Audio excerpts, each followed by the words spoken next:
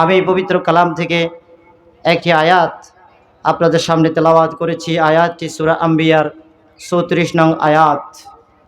আমরা যারা এই দুনিয়ায় আছি, আমরা চিন্তা করি আমাদের পূর্বের যারা এই দুনিয়াতে ছিল, কেউ এই দুনিয়াতে চিরস্থায়ী ছিল না, সকলকে দুনিয়া থেকে চলে গিয়েছে। সবাই এই কবরবাসী এই দুনিয়ার জীবন শেষ করে আখিরাতের একটা সময়ে পাড়ি জমিয়েছে। আমি আপনাদের সামনে একটা প্রশ্ন রেখে দিতে চাই। সে প্রশ্নটি হচ্ছে, আদম আলাইহিস সালাম থেকে আজ পর্যন্ত কত মানুষ দুনিয়ার বুকে এসেছে? বর্তমান সময়ে যারা দুনিয়াতে অবস্থান করতেছে আছেন, তাদের সংখ্যাটা বেশি নাকি কবরে যারা চলে গেছে তাদের সংখ্যা বেশি? ঠিক না? তাহলে আমার সাথে আপনারা একমত হয়ে গেলেন যে কবরে যারা গিয়েছে তাদের সংখ্যাটা বেশি, দুনিয়াতে আমরা যারা আছি তাদের সংখ্যাটা খুবই নগণ্য। আল্লাহ রাব্বুল আলামিন বলছেন, অনন্ত জীবন এখানে কেউ থাকতে পারে নাই। আপনি নবী সাল্লাল্লাহু আলাইহি ওয়াসাল্লাম যদি দুনিয়া থেকে বিদায় নিয়ে চলেও যান, এই দুনিয়ার মানুষগুলো কি তারা চিরস্থায়ী থাকবে? থাকবে না। আমাদেরকে একদিন কবরের ডাক আমাদেরকে সাড়া দিতে হবে, চলে যেতে হবে। এই দুনিয়ার পরে অনন্ত যে জীবন রয়েছে, সেই জীবনে আমাদের জন্য সুন্দর সুব্যবস্থা আল্লাহ তাআলা রেখেছেন। পবিত্র কালামে সূরা মুলুকের মধ্যে আল্লাহ তাআলা বলেন যে, আল্লাযী খালাকাল মাউতা ওয়াল হায়াতা লিয়াবলুয়াকুম আইয়ুকুম আহসানু আমালা। আল্লাহ তাআলা এখানে কি বলছেন? যে আল্লাহ মউতকে সৃষ্টি করলেন, এরপরে হায়াত দিয়েছেন। তাফসীরকারকরা বলছেন মউতটা দুনিয়ার জন্য গ্যারান্টি করা। দুনিয়াতে আপনি আছেন, হায়াতের কোনো গ্যারান্টি নেই, কিন্তু মউত যে হবে এটার গ্যারান্টি আছে। এই কারণে আল্লাহ তাআলা মউত সম্পর্কে আগে কোরআনের এই শব্দটা এনেছেন। ওয়াল হায়াতা, যে শব্দটা আল্লাহ পরবর্তীতে এনেছেন, এটি হচ্ছে দুনিয়ার হায়াত নয়, এটি হচ্ছে আখিরাতের হায়াত। অনন্ত জীবন আমাকে সেখানে কাটাতে হবে, সেই ইঙ্গিত আল্লাহ তাআলা দিয়েছেন। তাবারাকাল্লাযী বিয়াদিহিল মুলকু ওয়া হুয়া আলা কুল্লি শাইইন কাদির। আল্লাযী খালাকাল মাউতা ওয়াল হায়াতা লিয়াবলুয়াকুম আইয়ুকুম আহসানু আমালা ওয়া হুয়াল আজিজুল গফুর। তাহলে আমি আপনাদেরকে বুঝাতে সক্ষম হয়েছি এই কথা যে আল্লাহ তাআলা মউতকে এই দুনিয়ার জন্য গ্যারান্টি স্বরূপ বানিয়েছেন, আর হায়াতটা বানিয়েছেন আখিরাতের জন্য। কিসের জন্য? তাহলে দুনিয়ার জীবনে আমরা দুই দিনের মুসাফির। একজন মানুষ গাছতলায় প্রচন্ড রোদের ভিতরে একটু বিশ্রাম নেয়, মুসাফির খানায় অতটুকু বিশ্রাম নেয়, পরে আবার তার পথে গন্তব্যস্থানের দিকে সে চলে যায়। ঠিক মুসাফির যতটুকু বিশ্রাম নেয় গাছের নিচে, ওই রাখাল গাছের নিচে কোনো মানুষ যতক্ষণ বিশ্রাম নেয় ততটুকু সময় আমাদের দুনিয়ার হায়াত। দুনিয়ার হায়াতটা অল্প, দুনিয়ার হায়াতটা অল্প। এইমাত্র আপনার সাথে থানার হাট বাজারে দেখা হলো, আপনি এখনো বাজার থেকে আসেন নাই, ওই লোকটা আপনার সাথে দেখা হলো, কথা হলো, সালাম বিনিময় হলো, সে বাড়িতে আসছে। আপনি এখনো বাজারে, কিছুক্ষণ পরে বাজারে থাকতেই আপনার কাছে ফোন আসলো, আব্দুস সাত্তার মিয়া আর দুনিয়ায় নাই। ঠিক কি না? দুনিয়ায় নাই। আপনাকে আমাকে যখন তখন এটা চিঠি দিয়ে আসবে না, এটার জন্য ফোন কল মিস কল কোনো কিছুই আসবে না। যেই কোনো সময়ে আমরা কবরবাসী হয়ে যেতে পারি। ঠিক কি না? আমরা আল্লাহ রাব্বুল আলামিনের এই দুনিয়ায় নেকামল করে যদি আমরা যেতে পারি, তাহলে আমরা পরকালীন জীবনে লাভবান হতে পারবো। আল্লাহ রাব্বুল আলামিন বলেন, ওয়ালা আজরুল আখিরাতি খায়রুন লিল্লাযিনা আমানু ওয়া কানু ইয়াত্তাকুন। যারা ঈমানদার এবং যারা আল্লাহকে ভয় করে তাদের জন্য আখিরাতের পুরস্কার উত্তম পুরস্কার। সুবহানাল্লাহ বলেন। আখিরাতের পুরস্কার চাই। দুনিয়াতে আল্লাহর কাছে দোয়া করি, কত কিছু চাই, কত কিছু চাই আল্লাহর কাছে, কিন্তু আল্লাহ রাব্বুল আলামিনের এই বান্দাটার খবর নাই যে আল্লাহ তাআলার এই দুনিয়াতে আমার সব কিছু দরকার, আখিরাতের জন্য আমাকে দোয়া রেখে দিতে হবে। ঠিক কি না? আমরা যে দোয়া করি এই দোয়াগুলো সব আল্লাহ তাআলা কবুল করেন না। ইচ্ছায়, আল্লাহ ইচ্ছে করে কবুল করেন না। কেন কবুল করেন না জানেন? কিয়ামতের ময়দানে কিছু মানুষ তারা বলবে আমি তো এত আমল করি নাই, আমলগুলো কোথা থেকে এলো? কোথা থেকে এই আমলগুলো এলো? আল্লাহর ফেরেশতারা বলবে, আল্লাহ রাব্বুল আলামিন বলবে তুমি যে দুনিয়াতে রেখেছিলে, যে সমস্ত দোয়াগুলো করেছিলে, সে দোয়াগুলো দুনিয়াতে তোমাকে কিছু দিয়েছি, আর আখিরাতের জন্য আমি কিছু দোয়া রেখে দিয়েছি। সুবহানাল্লাহ। দুনিয়াতে আমি দেই নাই, এখন আখিরাতে তোমাকে এগুলো দিয়ে দিলাম। আমাদের দুনিয়ার সুখ শান্তি বেশি প্রয়োজন নাকি আমার আখিরাতের সুখ শান্তি বেশি প্রয়োজন? বলেন মুসল্লিরা। আখিরাতের আমার সুখ শান্তি সেখানে আমার বেশি প্রয়োজন। দুনিয়ার জীবনে আল্লাহ আমাকে যেভাবেই রেখেছেন আমরা আলহামদুলিল্লাহ, বলেন আলহামদুলিল্লাহ। যেভাবেই রেখেছেন আলহামদুলিল্লাহ। আমরা আল্লাহ তাআলা আমাদেরকে যেভাবে রেখেছেন আমরা খুশি। আমরা আখিরাতের জীবনের জন্য আমাদেরকে ভালো করে চেষ্টা সাধনা করতে হবে, নেকামল করতে হবে। দুনিয়ার জীবনে আমাদের ভালো মন্দের দরকার আছে, কিন্তু আখিরাতকে ভুলে গেলে চলবে না। আখিরাতকে ভুলে গেলে চলবে? আখিরাতকে ভুলে গেলে চলবে না।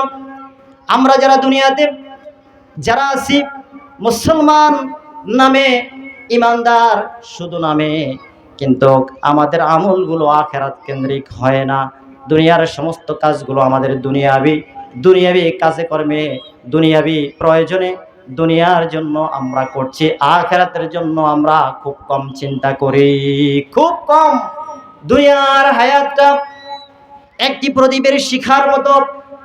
একটি প্রদীপের শিখা এখন জ্বলছে, কিন্তু একটা দমকা হাওয়া, একটু প্রবল বাতাস যখন আসবে ওই বাতিটা নিভে যাবে। সুবহানাল্লাহ। আমাদের হায়াত সেই জায়গার জন্য, আমাদের নেকামল পুরস্কার সেই জায়গার জন্য, যখনই আমাদের এই মৃত্যুটা এরকম বাতিটা যেরকম প্রবল বাতাসে নিভে যায়, ঠিক তেমনি আমাদের জীবনের বায়ুটাও ঠিক তেমনি ভাবে নিভে যাবে। একজন কবি বলেন, স্বজন হারা আত্মীয় স্বজন যারা রয়েছে তাদের চোখের এক ফোঁটা অশ্রু হচ্ছে আমাদের দুনিয়ার হায়াত। ওই অশ্রুটা দুনিয়ার বুকে পড়ে আর সাথে সাথে বিলীন হয়ে যায়। দুনিয়ার হায়াতটা আমাদের তেমন, ঠিকই না? দুনিয়ার হায়াতটা যদি আমাদের তেমনই হয়, তাহলে কেন আমরা দুনিয়ার পিছনে চলছি? আস-সাবিকুন আস-সাবিকুন উলাইকাল মুকাররাবুন। সাহাবীরা ছিলেন অগ্রগামী, তারা হচ্ছেন আল্লাহ রাব্বুল আলামিনের নিকটবর্তী, তারা ছিলেন এক নম্বর মুসলমান। কিন্তু এই দুনিয়ার মানুষ যারা আছি তারা হয়ে গেছি দুই নম্বর মুসলমান। তারা কি? আমরা এখন কয় নম্বর মুসলমান? কথা বলেন না। কত নম্বর মুসলমান হয়ে গেলাম? দুই নম্বর মুসলমান হয়ে গেলাম। সাহাবায়ে কেরাম যেরকম ইসলামকে মেনেছে, আমরা কি সেরকম ইসলামকে মানতে পারি? আমরা সেরকম ইসলামকে মানি না। কাজে কর্মে, লেনদেন, আচার আচরণ, চলাফেরা, সমস্ত কাজে ইসলাম আমাদের থেকে একেবারে খারিজ হয়ে গেছে। ইসলাম আমাদের কাছে নাই।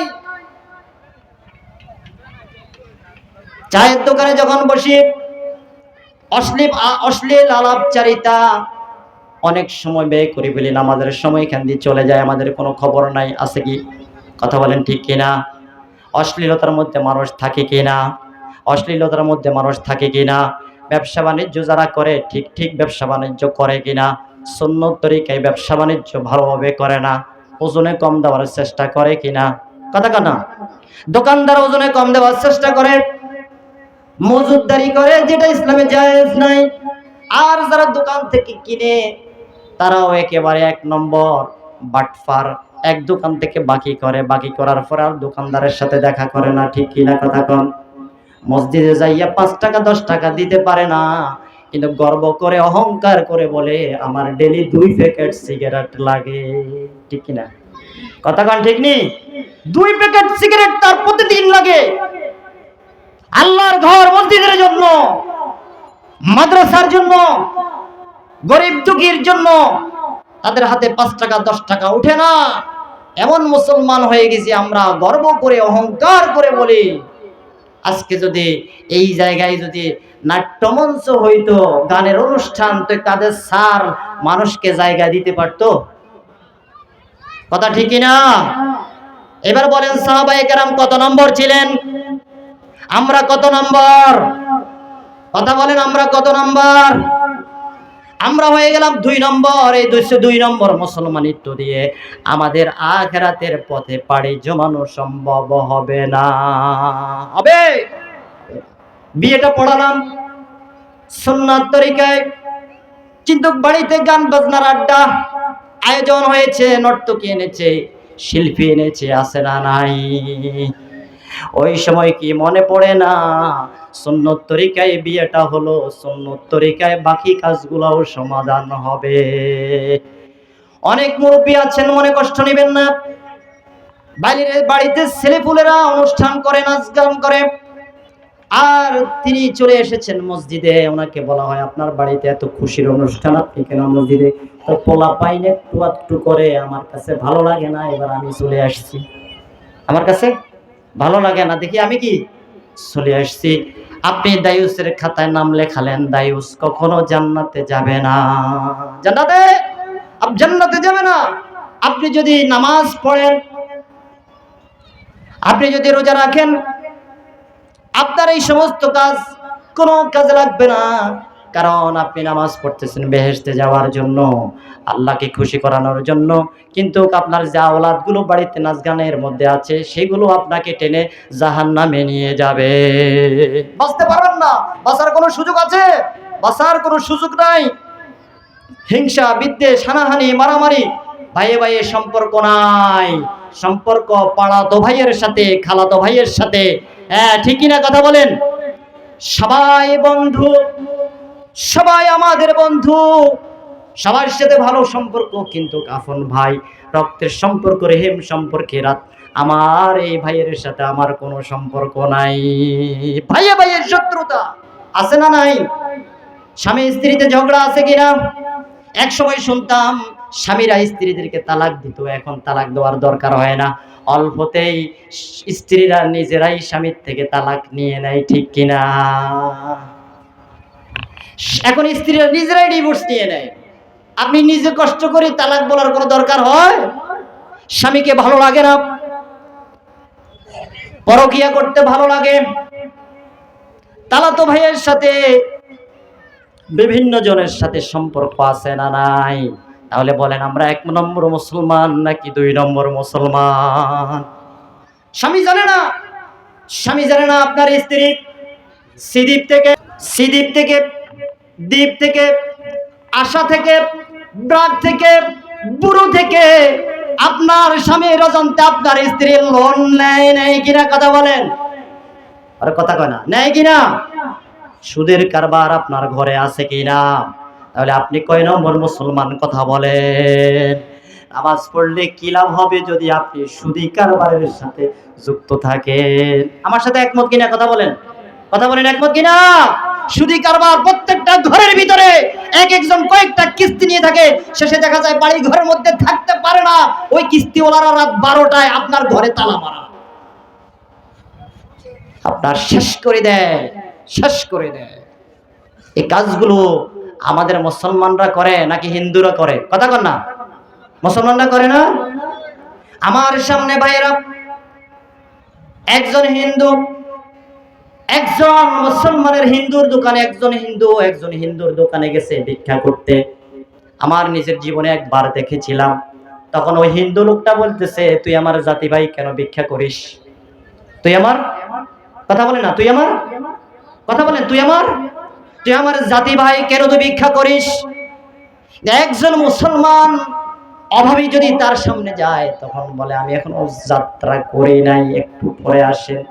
দেব না এই কথা বলে না, দেব না এই কথা বলে না। ভিক্ষা করে যারা, তাদের বেশিরভাগ হিন্দু নাকি মুসলমান? এটা ইসলামের খুব ভালো কাজ নাকি নিকৃষ্ট কাজ? তো এগুলো কারা করে? এগুলো কারা করে? কথা বলেন, এগুলো কারা করে? মুসলমানরা করে। আল্লাহ রাব্বুল আলামিন বলেন, আমি রিজিকের ব্যবস্থা করি, আমি রিজিকের ব্যবস্থা করি, তোমরা সন্তানকে হত্যা করো না। কিন্তু দেখা যায় নতুন বিবাহ করিয়েছে সন্তানকে, ছেলেকে বিবাহ করিয়েছে, তাড়াতাড়ি করে যদি সন্তান নেয়, পুত্রবধূর পেটে সন্তান চলে আসে, তাহলে ছেলের শাশুড়ি, ওই যে মেয়ের শাশুড়িটা রাগ হয়ে যায়, মানে ছেলের মা রাগ করে যে এত তাড়াতাড়ি সন্তান নেওয়ার কি দরকার। ওইদিকে মেয়ের মাও বলে তাড়াতাড়ি সন্তান নেওয়ার দরকার নাই। ছেলে বলে 2-4 বছর ফুর্তি করবো, তারপরে ফলাফল নিমু। এই চিন্তা চেতনা যারা লালন করে রাখি মুসলমান, কয় নম্বর মুসলমান? কয় নম্বর মুসলমান? সব 2 নম্বর মুসলমান। আমরা যারা আছি, আমরা প্রত্যেকটা কাজে ইসলাম নয়, ইসলামের বাইরের কাজগুলো করি। এই কারণে আমরা মুসলমান 1 নম্বর নয়, আস-সাবিকুনাল আউয়ালিনের ভিতরে আমরা নয়। আমরা আছি 2 নম্বর মুসলমানের কাতারে, 2 নম্বর মুসলমানের সারিতে আল্লাহ তাআলা আমাদের নাম লিখে দেন। তাহলে কিভাবে আমরা পরকালীন জীবনে সুখ শান্তি আশা করতে পারি? আল্লাহ আমাদেরকে মাফ করবেন, সেটা কিভাবে আশা করতে পারি? বলেন, আমাদের যে চরিত্র, এই চরিত্র নিয়ে আল্লাহর কাছে ক্ষমা চাওয়ার মতো, ক্ষমা পাওয়ার মতো কোনো ব্যবস্থা আছে? কথা বলেন, আছে? আল্লাহ তাআলা আমাদেরকে তৌফিক দান করুন, আমিন। আল্লাহ আমাদের উপর রহম নাজিল করুন, আমিন। কুরাইশদের একটি দল রাসূল করিম সাল্লাল্লাহু আলাইহি ওয়াসাল্লামের কাছে আসছেন। আমি আপনাদেরকে এখানে যারা বিক্ষিপ্তভাবে রাস্তাঘাটে চলাফেরা করছেন, ভাই আপনাদের করজোড়ে, আপনাদের কদম মোবারকে আমার 2টি হাত রেখে আপনাদেরকে বলি, আপনারা মাহফিলের প্যান্ডেলে এসে বসুন, লাভবান হবেন। ফেরেশতারা ছবি তুলছে, আপনার ফেরেশতারা ছবি তুলছে, আপনি এই মাহফিলের প্যান্ডেলে এসে বসেছেন, তাহলে আখিরাতে নাজাতের ওসিলা হয়ে যেতে পারে। কোরআনের পক্ষে আমরা আছি তো ইনশাআল্লাহ।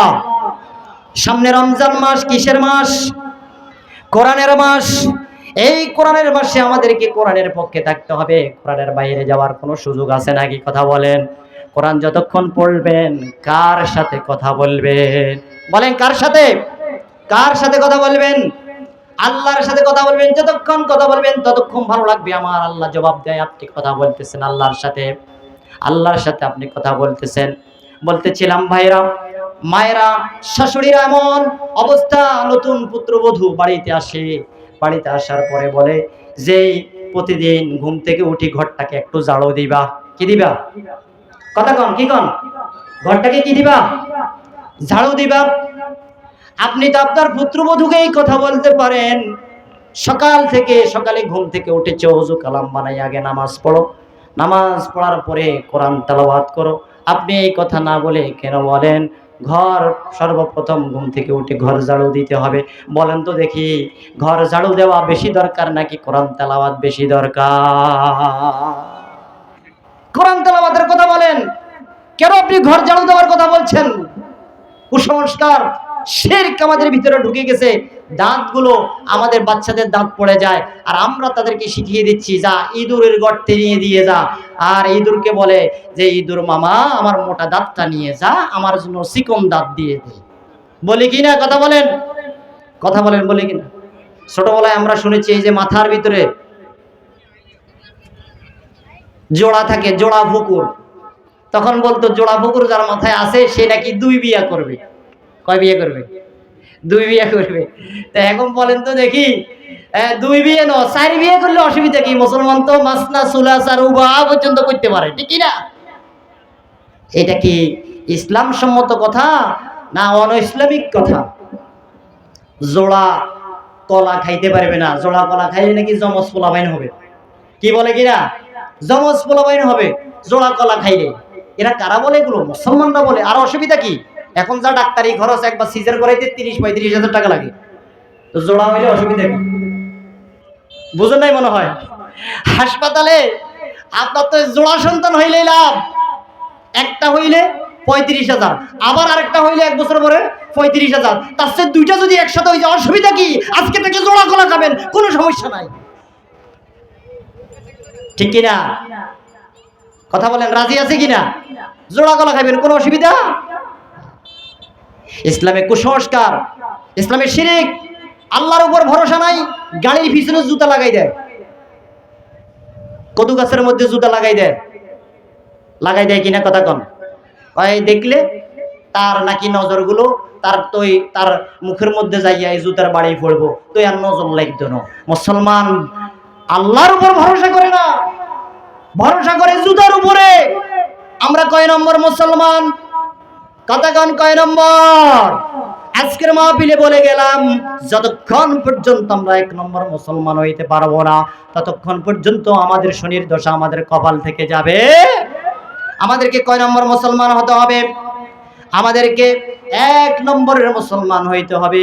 কত তামাশা জাতির সাথে করা হচ্ছে, কত তামাশা! কমলা দিয়ে বেগুনি বানানো, জাতির সাথে তামাশা, ঠিক কিনা কথা কন? সুন্দরবন না থাকলে আমাদের সব উলটপালট হইয়া যাইতো। মা দুর্গা গজে জড়িয়ে আসছে, এই কারণে ফসল ভালো হয়েছে। নাউজুবিল্লাহ।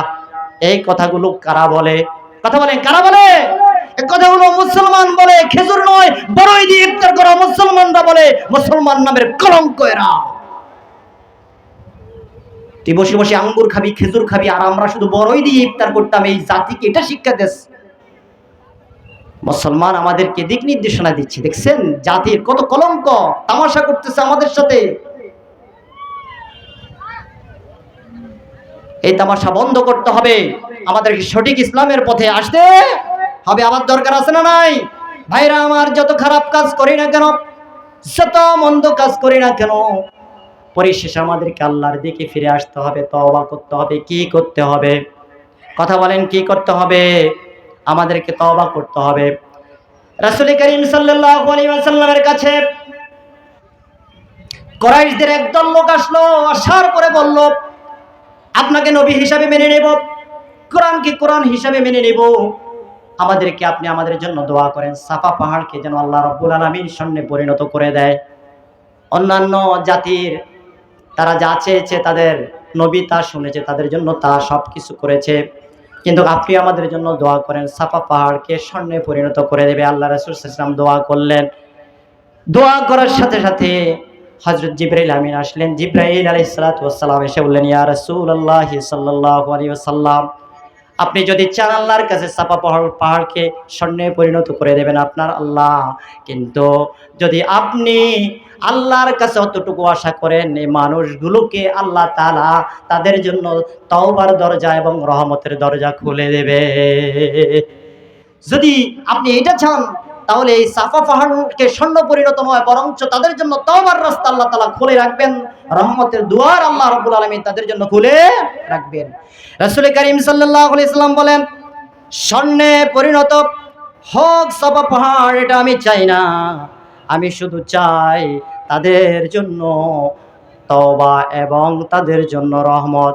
আল্লাহ রাব্বুল আলামিন বলেন, ওয়া হাযা কিতাবুন আনজালনাহু মুবারাকুন ফাত্তাবিউহু ওয়াত্তাকু লাআল্লাকুম তুরহামুন। এটি এমন একটি কিতাব, এই কিতাব আমি আপনার উপরে নাজিল করেছি।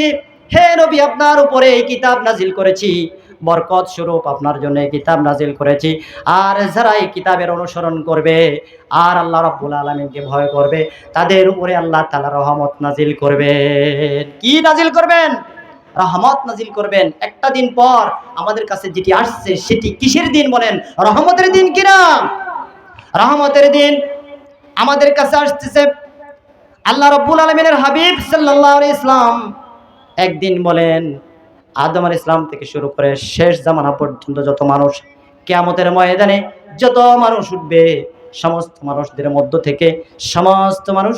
থেকে 120 কাতার হবে। ওই 120 কাতারের মধ্যে আমি মুহাম্মাদুর রাসূলুল্লাহ সাল্লাল্লাহু আলাইহি ওয়াসাল্লামের উম্মত হবে 80 কাতার। কত কাতার? 80 কাতার হবে। এক হাদিসের মধ্যে রাসূল করিম সাল্লাল্লাহু আলাইহি ওয়াসাল্লাম বলেন, হে রাসূল, বললেন হযরত আদম আলাইহিস সালামকে আল্লাহ পাক বলবেন, ও আদম, তোমার যে সন্তান রয়েছে, সন্তানগুলোকে টেনে নিয়ে আসো, তাদেরকে তুমি জাহান্নামে যারা যাবে তাদেরকে বেছে বেছে নিয়ে যাও। তখন আল্লাহ রাব্বুল আলামিনের কাছে আদম আলাইহিস সালাম বলবেন, তারা কারা যাদেরকে আমি বেছে বেছে জাহান্নামের জন্য নিয়ে আসব? আল্লাহ রাব্বুল আলামিন বলবেন, প্রত্যেক 1099 জন হবে জাহান্নামী। নাউজুবিল্লাহ। 999 জন হবে জাহান্নামী। রাসূল করিম সাল্লাল্লাহু আলাইহি ওয়াসাল্লাম বলেন, যে একজন হবে জান্নাতি, সে একজন হবে আমার উম্মতের মধ্য থেকে। আমার আল্লাহ রাব্বুল আলামিনের কাছে আমার জান আমার প্রাণ আমি তার নামে শপথ করে বলতেছি, যত মানুষ জান্নাতি হবে সমস্ত ওই মানুষের মধ্য থেকে 4 ভাগের 1 ভাগ হবে আমি নবীর উম্মত। সুবহানাল্লাহ, আল্লাহু আকবার, নারায়ে তাকবীর, নারায়ে তাকবীর। আল কোরআনের আলো, আল হাদিসের আলো, কোরআন ছাড়া অন্য কিছু আল্লাহ তাআলা তৌফিক দান করুন, আমিন। যারা এখনো দূর দূরান্তে আছেন, দাঁড়িয়ে আছেন, ভাইরা আপনারা আমাদের প্যান্ডেলের মধ্যে চলে আসুন। আমাদের আজানের সময় প্রায় কাছাকাছি চলে এসেছে, আপনারা চলে আসুন। রাসূল করিম সাল্লাল্লাহু আলাইহি ওয়াসাল্লাম বলেন, ওই মানুষগুলোর মধ্যে 4 ভাগের 1 ভাগ হবে আমার উম্মত। এরপরে আল্লাহ রাসূল কিছুক্ষণ পরে বললেন, আমি আশা রাখি 1/3 মানুষ হবে আমার উম্মতের মধ্য থেকে। সুবহানাল্লাহ। সাহাবায়ে কেরাম বলেন, যখন এই কথাটা হযরত আবু সাঈদ খুদরি রাদিয়াল্লাহু তাআলা হাদিস বর্ণনা করেন, যখন রাসূল এই কথাটা বললেন আমরা লিল্লাহি তাকবীর দিলাম, লিল্লাহি তাকবীর, লিল্লাহি তাকবীর। যখন রাসূল 1/3 কথা বললেন তখন আমরা তাকবীর দিলাম। এরপরে রাসূল বললেন, আমি আশা রাখি, আমি মুহাম্মদ রাসূলুল্লাহ আশা রাখি ওই জান্নাতি মানুষগুলোর মধ্যে অর্ধেক হবে আমি নবীর উম্মত। সুবহানাল্লাহ। আমরা আশা রাখি, কিন্তু আমাদের তওবার পথে আসতে হবে। কিসের পথে আসতে হবে? কথা বলেন, কিসের পথে আসতে হবে? আমরা যে এখন দুনিয়ার মোহে ছুটছি, আমাদেরকে তাকওয়ার পথে আসতে হবে। সমস্ত কাজ আমাদেরকে তাকওয়া ভিত্তিক করতে হবে। আল্লাহর পথে আমাদেরকে চলে আসতে হবে। সুন্নাহ ভিত্তিক আমাদেরকে জীবন পরিচালনা করতে হবে। আল্লাহ এবং আল্লাহর খুশি রাসূল যদি খুশি থাকে তাহলে আমাদের নাজাত। আল্লাহ এবং আল্লাহর রাসূল যদি খুশি না থাকে, আল্লাহ যদি রহম না করেন, আমাদের কোনো মুক্তির উপায় নাই। আছে? রাসূল সাল্লাল্লাহু আলাইহি ওয়াসাল্লাম একদিন বলেন, ও আমার সাহাবায়ে কেরাম শুনো, ও আমার সাহাবায়ে কেরাম শুনো, ওই ব্যক্তির মুক্তি হবে না যতক্ষণ পর্যন্ত ওই ব্যক্তির উপর আল্লাহর রহম নাজিল করবে। একজন সাহাবী বলেন, ইয়া রাসূলুল্লাহ, আপনার উপর না? তিনি বলছেন, না, আমার উপর না, যতক্ষণ পর্যন্ত আমার আল্লাহ রাব্বুল আলামিন আমাকে রহমতের চাদরে আবৃত না করবেন। আল্লাহু আকবার। আল্লাহ তাআলা আমাদেরকে রহমতের চাদরে আবৃত করেন, সবাই বলি আমিন। তাহলে আমাদেরকে কয় নম্বর মুসলমান হতে হবে ভাই, কথা বলেন? কত নম্বর মুসলমান হতে হবে? 2 নম্বর মুসলমান হতে হবে। কথায় কথায় মিথ্যা বলা যাবে না, মুনাফিকি চরিত্র আমাদের থেকে বাদ দিতে হবে, ঠিক কিনা? ইমাম মুয়াজ্জিনের সমালোচনা আমাদেরকে বাদ দিতে হবে, ঠিক কিনা? 40 বছর এক ইমামের পিছনে নামাজ পড়ে, 40 বছর নামাজ পড়ার পরেও 1 ওয়াক্ত নামাজ পড়ানোর যোগ্যতা তার নাই, কিন্তু সেই সব সময় ইমাম মুয়াজ্জিনের বিরোধিতা করে, ঠিক কিনা? কথা কন, ঠিক কিনা? বেতন দেয় 3000, 5000 টাকা বেতন দেয় ইমামের। 40 বছর ইমামের পিছনে নামাজ পড়ে, 1 ওয়াক্ত নামাজ। ইমাম সাহেবের কোনো হাজত, বাড়িতে গেলে মুয়াজ্জিন সাহেব যদি বাড়িতে যায় একদিনের জন্য কোনো মুসলমান নামাজ পড়াইতে পারে না, এই যোগ্যতা তার ভিতরে নাই। কিন্তু সমালোচনা একেবারে বুড়ি বুড়ি ইমাম মুয়াজ্জিনের আলেমের সমালোচনা আমাদেরকে বাদ দিতে হবে, ঠিক কি না? ইমাম মুয়াজ্জিনের সমালোচনা যারা করবে, আল্লাহ রাসূল সাল্লাল্লাহু আলাইহি ওয়াসাল্লাম বলেন, ওই ব্যক্তি যখন মারা যাবে মৃত্যুর সময় মুনাফিকের মৃত্যু হবে। নাউজুবিল্লাহ। আলেমের সমালোচনা যারা করবে, ইমাম মুয়াজ্জিনের সমালোচনা যারা করবে, মুনাফিকের মৃত্যু তাদের জন্য অবধারিত। নিজের বাবাকে ভাত খাওয়ায় না, নিজের মাকে ভাত খাওয়ায় না, তাদেরকে খাওয়ানো, সেবা করা, তাদের দেখাশোনা করা, এগুলো সে পারে না। তারা বুড়া বুড়ি হয়ে যায়, শ্বশুর শাশুড়ি আব্বা আম্মা হয়ে যায়, ঠিক কিনা? কথা কন, কথা কন, ঠিক কিনা? শ্বশুর শাশুড়ি আব্বা আম্মা, নিজের আব্বা আম্মা বুড়া বুড়ি, ঠিক কিনা? কথা কন। আমরা কয় নম্বর মুসলমান? কথা কন, আমরা কয় নম্বর মুসলমান? 2 নম্বর মুসলমান। নিজের বাবাকে বাবা বলে না, শ্বশুরকে বাবা বলে। আমি আপনাদের কাছে একটা প্রশ্ন রেখে যেতে চাই, সাথে সাথে উত্তর দেবেন। কেউ যদি তার শ্বশুরকে 1000 বার আব্বা জান বলে, কি বলে? কথা বলেন, কি বলে? শ্বশুরকে যদি 1000 বার আব্বা জান বলে, কয়টা নেকি অর্জন হবে? নিজের বাবাকে যদি একবার বাবা বলতে পারে, নিজের মাকে যদি একবার আম্মা বলতে পারে, রহমতের দৃষ্টিতে তাকায়, তাহলে আল্লাহ রাব্বুল আলামিন হযরত সওয়াব তার আমলনামায় লিখে দেয়। শ্বশুরকে আব্বা বললে সওয়াব হইবনি? কথা আব্বা কইতেন, কইয়েন না এরকম বলে দিছি না, আব্বা কইয়েন। তবে আব্বারে বাদ দি শ্বশুরের আব্বা বললে ওইবনি, কথা কন কইব ওইবনি। এই শ্বশুরের আব্বা বলবেন, কোনো অসুবিধা, কিন্তু আব্বারে আব্বা করলে সব আসেনি, আম্মারে আম্মা করলে সব হইবনি। তাহলে আর নিজের বাবা মাকে আব্বা আম্মা বলবো, তাদের সেবা শুশ্রূষা করব। আল্লাহ রাব্বুল আলামিন বলেন, ওয়াকাদা রাব্বুকা আল্লা তা'বুদু ইল্লা ইয়্যাহু ওয়া বিল ওয়ালিদাইনি ইহসানা। আব্বা আম্মার ব্যাপারে বলছে, এখানে কি বলছে? শ্বশুর শাশুড়ির কথা, কথা না। অবিল ওয়ালিদাইনি ইহসানার মধ্যে কি শ্বশুর শাশুড়ির কথা বলছে নাকি আব্বা আম্মার কথা বলছে? এই এলাকায় এরকম সন্তান আছে মা বাবাকে ভাত খাওয়ায় না, আছে না নাই? এই থানারাট অঞ্চলের সুবর্ণচরে আছে না নাই? না এখানে নাই, আমার লক্ষ্মীপুরে আছে, সব জায়গাতে আসেনি। নাউজুবিল্লাহ কোন।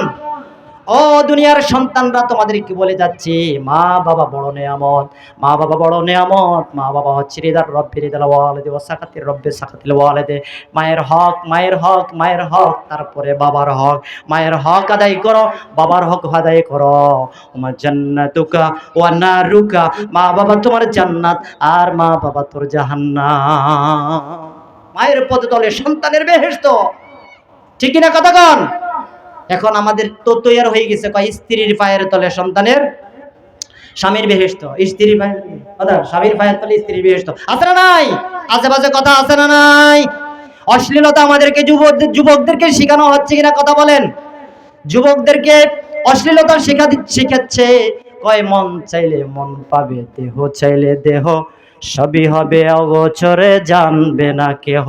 নাউজুবিল্লাহ কন্যা, নাউজুবিল্লাহ। জাতিকে অশ্লীলতা শেখাচ্ছে, জেনা ব্যভিচারের দিকে নিয়ে যাচ্ছে। মন চাইলে মন পাবে, দেহ চাইলে দেহ, সবই হবে অগোচরে, জানবে না কেহ। আল্লাহ তাআলা তোর উপরে গজব নাজিল হোক। মুসলমান সন্তান বাড়ানোর দরকার আছে না নাই? জন্ম নিয়ন্ত্রণ কারা করে? সুখী বড়ি কারা খায়? সুখী বড়ি কারা খায়? সুখী বড়ি কারা খায়? কথা কয় না, কথা কয় না কিল্লাই? মুসলমানের দরকার আছে না নাই? রাসূল বলছেন, আমি গর্ব করব কিয়ামতের দিন আমার উম্মতদেরকে দেখে, আমি গর্ব করব আমার উম্মতদেরকে দেখে। আমার এই উম্মতদেরকে এত বেশি পরিমাণে হবে, আমার বুক ফুলে যাবে কিয়ামতের মাঠে। সুবহানাল্লাহ। শ্বাস। আমরা কয় নম্বর মুসলমান? কয় নম্বর? কথা বলেন, কয় নম্বর? 2 নম্বর মুসলমান থেকে 1 নম্বর মুসলমান হওয়ার জন্য কেরা কেরা লাগিয়েছে, কাত তুলে আমাকে দেখাই। আল্লাহ মানুষগুলোকে 1 নম্বর হওয়ার তৌফিক দান করো। ওয়া আখির দাওয়ানা আনিল হামদুলিল্লাহি রাব্বিল আলামিন। লক্ষ্মীপুরবাসী সালাম আপনাদেরকে জানাই, আসসালামু আলাইকুম ওয়া রাহমাতুল্লাহি ওয়া বারাকাতুহু।